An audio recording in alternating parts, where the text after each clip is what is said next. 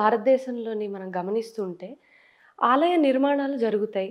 ప్రాణ ప్రతిష్టలు జరుగుతాయి.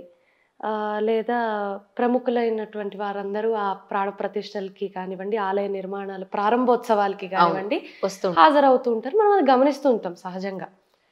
కానీ ఒక డిస్ప్యూటెడ్ ల్యాండ్లో 500 సంవత్సరాల పాటు పోరాటం చేసి 70 సంవత్సరాలు అంటే 7 దశాబ్దాలుగా న్యాయ పోరాటం చేసి అత్యున్నతమైనటువంటి న్యాయస్థానమైన సుప్రీంకోర్టు ద్వారా 1045 పేజీల జడ్జిమెంట్తో అంటే తీర్పుతో ఈ ప్రాంతం 2.77 ఎకరాల భూమి, డిస్ప్యూటెడ్ భూమి ఏదైతే ఉందో అది శ్రీరాముడికి చెందిందే అని ఒక నిజ నిర్ధారణ జరిగి సాక్ష్యాధారాలతో ఒక జడ్జిమెంట్ తీర్పు వచ్చినాక అటువంటి డిస్ప్యూటెడ్ ల్యాండ్లోని ఈరోజు మహోన్నతమైనటువంటి ఆచార్యులు కానివ్వండి, గొప్ప గొప్ప పొలిటికల్ లీడర్స్ కానివ్వండి, అందరూ కలిసి గొప్పగా ఒక రామ నిర్మాణాన్ని, ఆలయ నిర్మాణాన్ని చేయడము, విగ్రహ ప్రతిష్ట మీరు అన్నట్టుగా జనవరి 22వ తారీఖున చేయడం అన్నది ఒక గొప్ప విషయం, గర్వించదగ్గమైనటువంటి విషయం. అంటే నాకు తెలియక అడుగుతున్నాను, అసలు డిస్ప్యూట్ ల్యాండ్ ఎందుకైంది?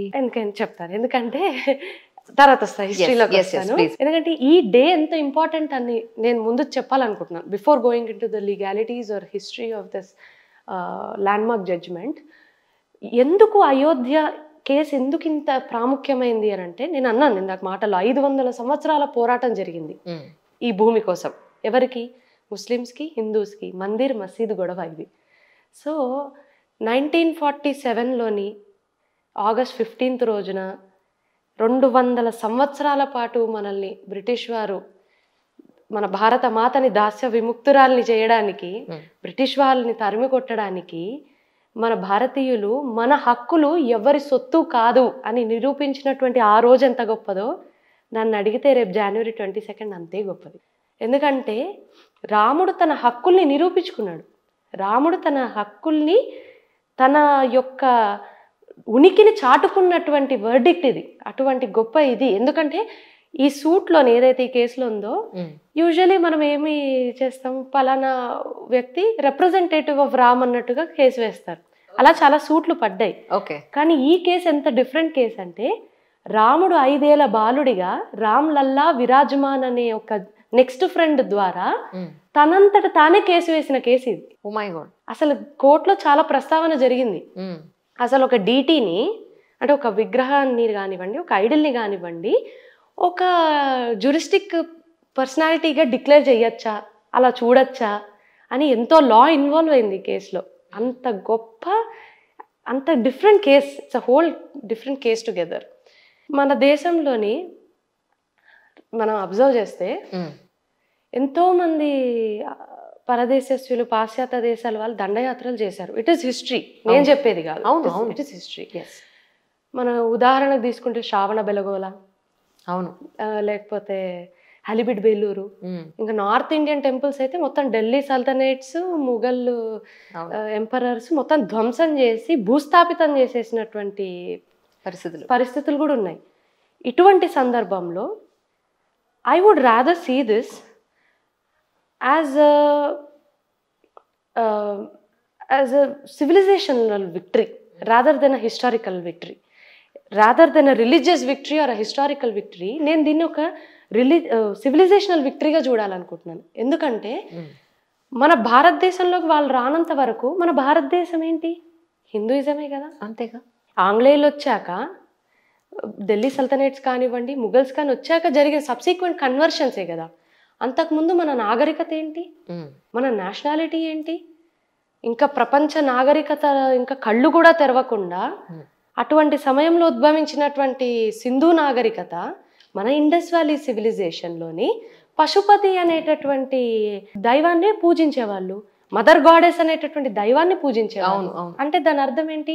ఈరోజు మన సివిలైజేషన్ గెలిచింది, మన నాగరికత విజయం ఇది.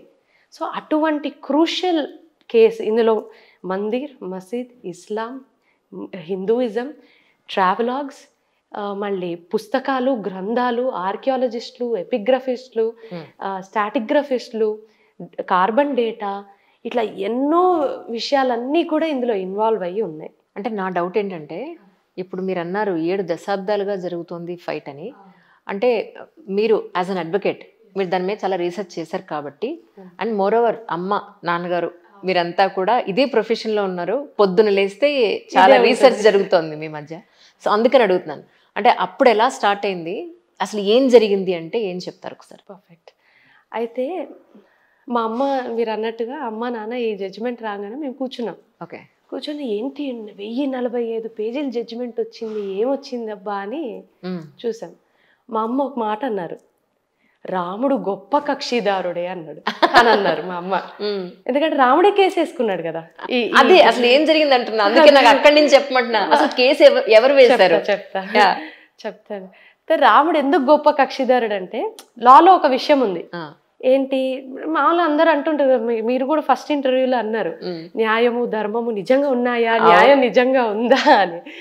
నాకు మీరు అనగానే గుర్తొచ్చింది, న్యాయము ధర్మము ఉంటాయి, లా ఇస్ ప్రిసైజ్. నేను ఆ రోజు కూడా చెప్పా, దాన్ని పాటిస్తున్నామా లేదా అనేదే ఇష్యూ ఇక్కడ. న్యాయంలోని ఇప్పుడు మీరు చూడండి, ఒక ఉదాహరణకు చెప్తాను. నేను ఒక ప్రాంతంలోని నివసిస్తున్నా, ఆ ప్రాంతం కాకుండా ఇంకొక ఇల్లు కొనుక్కొని అక్కడికి వెళ్ళాను అనుకోండి. మీరు వచ్చారు, ఉదాహరణకి అంజలి గారు వచ్చి ఆ ప్రాంతాన్ని, నా పొజిషన్ని మీరు ఆక్రమణ చేసుకున్నారు అనుకుందాం. నా పొజిషన్లో మీరు ఇల్లీగల్గా ఉంటున్నారు. ఇప్పుడు ఏంటి, నేను కోర్టులో కేసు వేసుకుంటాను. 20 సంవత్సరాలు, 30 సంవత్సరాలు, 40 సంవత్సరాలు, ఎన్ని సంవత్సరాలు నవ్వండి, 40 సంవత్సరాల తర్వాత సాక్ష్యాధారాలు చూసి నిజ నిర్ధారణ జరిగాక, ఓకే ఈ ప్రాంతం ఏదైతే ఉందో అది మువ్వదే, నాదే అని కోర్టు ఒక ఆర్డర్ ఇస్తుంది. దాన్ని డిక్రీ అని కానీ ఆర్డర్ అని కానీ అంటాం. డిక్రీ కానీ ఆర్డర్ కానీ పొందితే సరిపోదు, అక్కడితో న్యాయం జరిగినట్టు కాదు. ఆ డిక్రీ కానీ ఆర్డర్ కానీ అమలు పరిచినప్పుడు న్యాయం జరిగినట్టు. అంటే ఎగ్జిక్యూట్ అవ్వాలి ఆ డిక్రీ కానీ ఆర్డర్ కానీ. అది ఎలా ఎగ్జిక్యూట్ అవుతుంది, చాలా మందికి ఈ విషయం తెలియదు. ఎగ్జిక్యూషన్ పెటిషన్ ద్వారా ఎగ్జిక్యూషన్ జరుగుతుంది. అప్పుడు ఏంటంటే, ఈ ప్రాంతం ఏదైతే ఉందో ఇది మువ్వది కదా, అంజలి గారు మీరు ఇక్కడ నుంచి కదలాలి, ఈ పొజిషన్ ఏదైతే ఉందో అది మువ్వది అని డిక్లేర్ చేసినప్పుడు, మళ్ళీ నన్ను ఆ ప్రాంతంలో నుంచినప్పుడే నాకు న్యాయం జరిగినట్టు. అంతవరకు అది న్యాయం జరిగినట్టు కాదు. ఈరోజు అదే జరుగుతుంది. Very simple. రాముడు నాది అని కేసు వేసుకున్నాడు. అది ఎవరు వేస్తారు యాక్చువల్లీ? అది ఇందాక మీరు అది నెక్స్ట్ ఫ్రెండ్ ద్వారా వేశారు, సూట్ వేశారు అన్నట్టు, 5th సూట్ అది. ఆ సూట్ లోని ఏంటంటే డిక్లరేషన్ ఆఫ్ టైటిల్ సూట్ అని, ఈ ప్రాంతం నాదే అని రాముడే నెక్స్ట్ ఫ్రెండ్ ద్వారా, అంటే పరాశరన్ గారు ఎవరైతే అడ్వకేట్ ఉన్నారో వారి ద్వారా కేసు వేయించుకున్నారు అన్నట్టు. ఓకే. అలా తీసుకొచ్చారు ఈ కేసుని. ఎంత మేధాశక్తి చూడండి.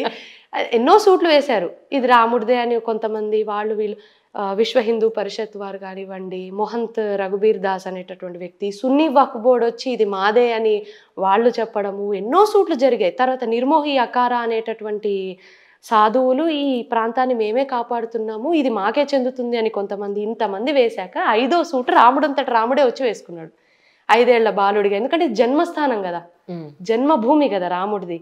అందుకని 5 ఏళ్ల బాలుడుగా తనే నెక్స్ట్ ఫ్రెండ్ ద్వారా వేసుకున్నాక అప్పుడు రామ్లల్లా విరాజమాన్ గెలిచాడు ఈ కేసుని. ఎంత గొప్ప విషయం అసలు, నాకు చెప్తుంటేనే రోమాలు నిక్కబొడుచుకుంటున్నాయి. చదువుతుంటే అసలు ఆ కేసుని ఎంత బ్యూటిఫుల్ గా డెవలప్ చేశారంటే, నన్ను అడిగితే every law student, every advocate, every person who is connected with law తప్పకుండా జడ్జ్మెంట్ని చదవాలండి. ఎందుకంటే బుక్స్ గురించి వాటి గురించే కాదు, చాలా లా ఇన్వాల్వ్ అయింది ఇందులో, చాలా చాలా లాస్. ఇప్పుడు మీకు worship of places of worship act ఉంది ఇందులోని, టైటిల్ సూట్ గురించి ఉంది చాలా క్లియర్గా, ఆర్కియాలజికల్ డిపార్ట్మెంట్ గురించి ఉంది, చాలా చాలా ఎక్స్ట్రీమ్ వెల్త్ ఆఫ్ నాలెడ్జ్ అంతా ఇందులో ఉంది.